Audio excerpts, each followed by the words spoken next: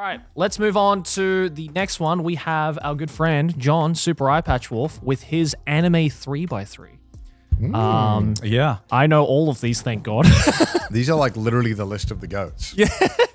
So John sent me this, and the first thing I sent back to him was, damn, this is just a Super Eyepatch Wolf videography. Well, should we go through? So we have Yu Yu Hakusho, we have Hunter x Hunter, Dragon Ball. Is it Dragon Ball Z, probably. Berserk, the manga, I presume.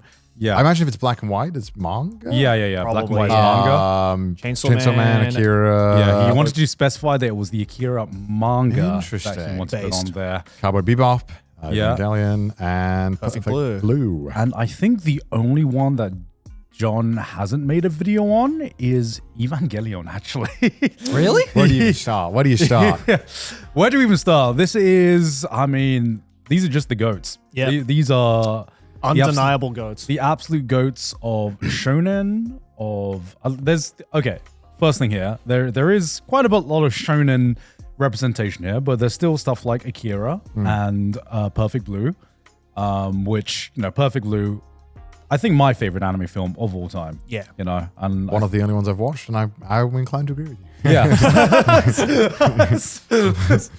Fair enough. So I can't remember what reasoning he put for these. Should we read his reasoning? Yeah, let's go. Oh, no. Oh, wait, hold on. Oh, no, here we go. Yep, down. Okay, down, so yeah. the only thing, I think he assumed that everything else is pretty self-explanatory because he's already probably made an hour-long video describing Shall why. I quickly read this? So you Sure. can- I think the only one I haven't made a proper video about is Ava. I think that's probably because I find it pretty intimidating. I remember when I first watched Ava, it was because I stumbled across it on the Sci-Fi Channel at 5 a.m. about 23 years ago. It's weird. I think that the perfect way to experience the show now, I feel... sorry. It's weird. I think that was the perfect way to experience the show. Now I feel like you hear about Ava long before watching it, and you're reacting to the idea that it's the best. But back then, having never heard of it, with no context, it blew my mind. When I do an Ava video, it will be the last video I do. Oh, shit. Wow. Holy shit. Other than that, I think Perfect Blue is a bit of a unique one on the list because I remember watching it in my early 20s and thinking it was a weird horror movie. But then I watched it again after becoming a YouTuber and having a fan base, and it scared the shit out of me. Way worse. Yeah. I think everything else is pretty self-explanatory. DBZ got me into martial arts. Yu Yu Hakusho, to me, is the best version of a classic shonen. Hunter x Hunter is the evolution of that. Akira is a technical masterpiece. Bebop ages with you. Ava is Ava. And Berserk is my favorite piece of fiction, period. I mean, look, nothing to disagree with there, Yeah, honestly. yeah. Boy speaking facts. I mean, these are some of the goats. It's interesting to specifically, to go on what he said about Ava.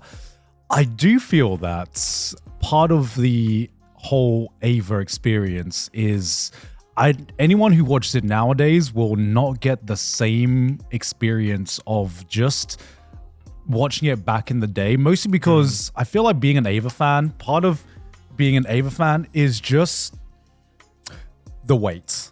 Yeah, the wait. You watch this thing, and part of the experience back then was just like, damn, that's it.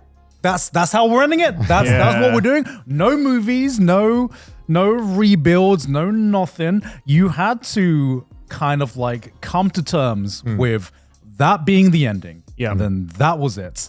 And now we have this, and then part of the reason Evangelion is like now one of my favorite animes is just seeing the evolution of Ava from the perspective of the director.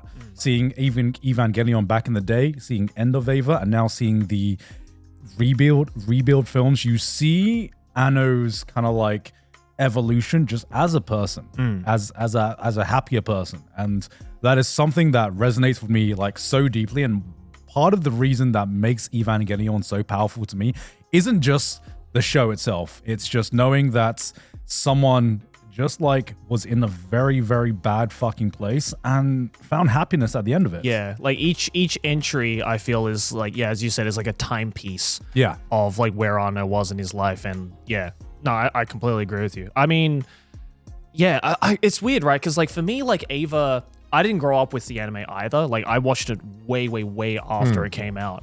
And what's weird is that I don't know if I've ever said this. The first Ava thing I ever watched actually was End of Ava. And I had to stop myself because I was like, I shouldn't I feel like I shouldn't be watching this. Bro, what part of End of Ava?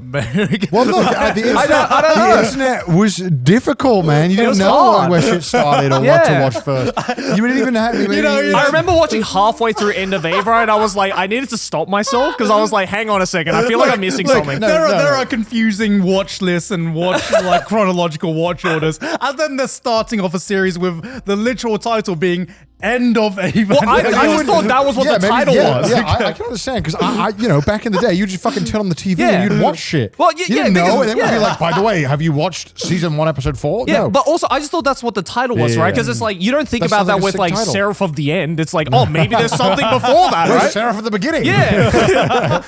So that's what I thought it was like, but I do agree that with the sentiment that like you have to have known nothing about Ava to really appreciate it, because I do feel like that when I watched it, I'd heard so much about Ava. You guys spoke about Ava at length that like it was almost impossible to go into Ava without expectations. Yeah. And I do think if I had no expectations or had no idea what the fuck it was, I would have gone into it with a lot more perhaps open-minded, but also appreciation. Yeah. But like, oh, what the fuck is this? yeah, for sure.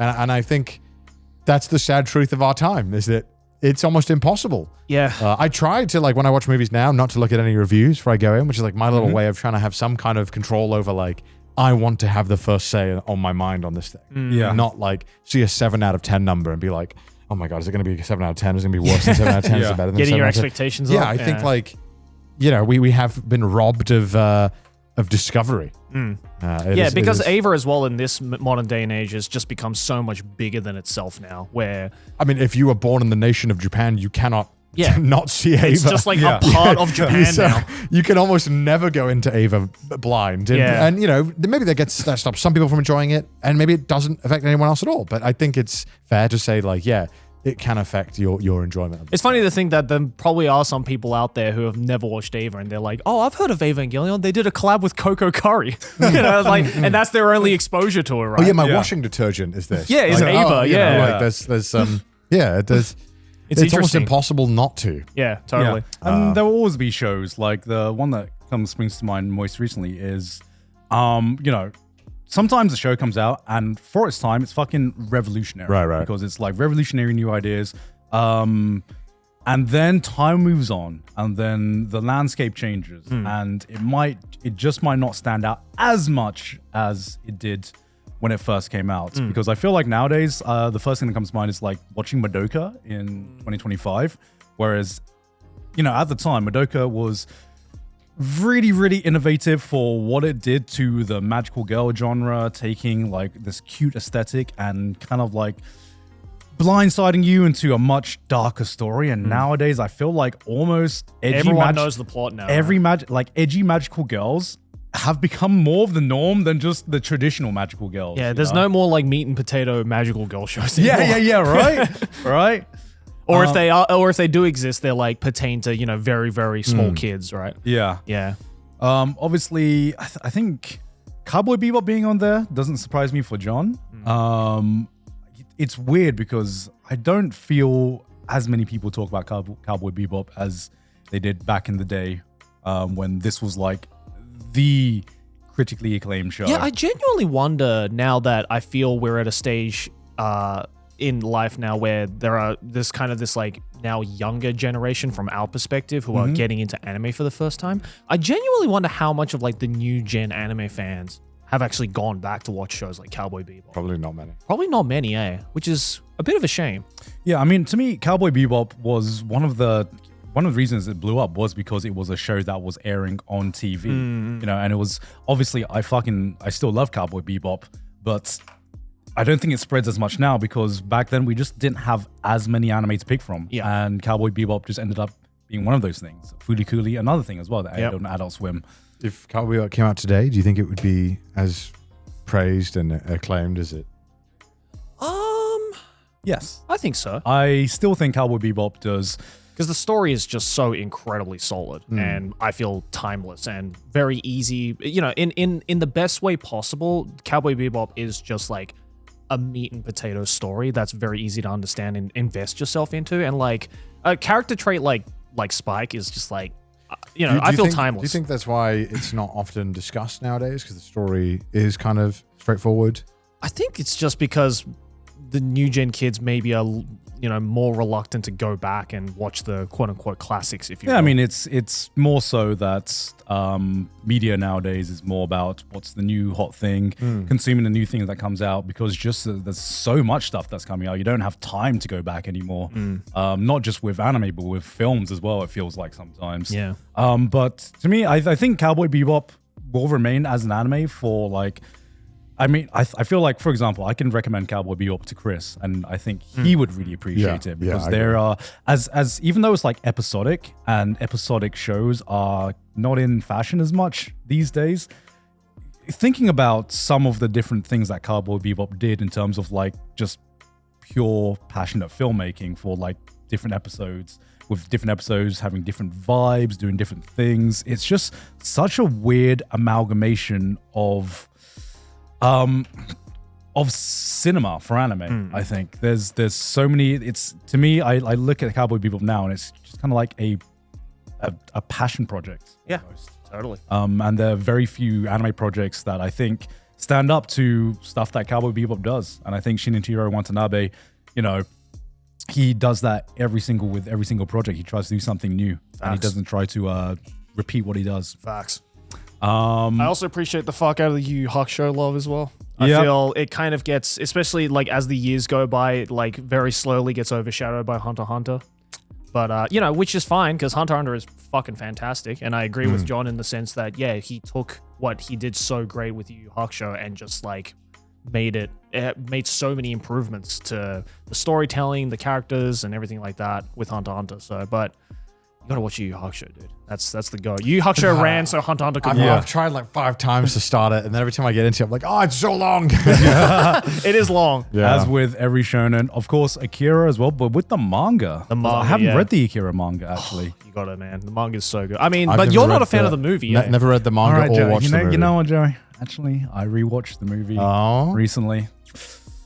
I've changed my mind. Big dog. I knew we'd get him. I need to watch it. Okay. Here's the biggest change. All right, here's the biggest change. Like I said earlier about like this, do you need to understand everything to in the film to appreciate it?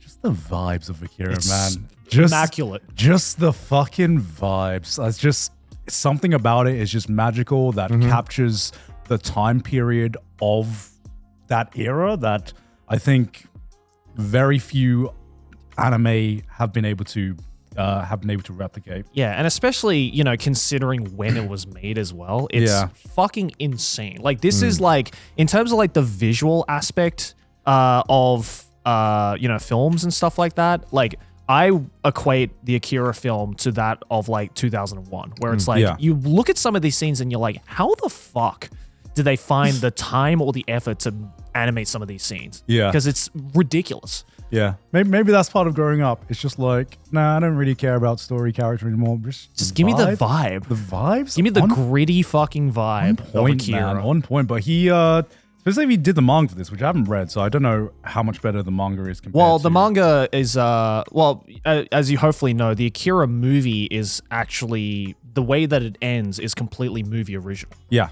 The manga actually continues on for twice the length as the movie. So the manga, you get way more fleshed out characters, and the world gets fleshed out more, and it has a little bit more of, I guess a more succinct ending that's more easily understood, because the ending of the movie for Akira is, quite confusing and open to interpretation and very trippy.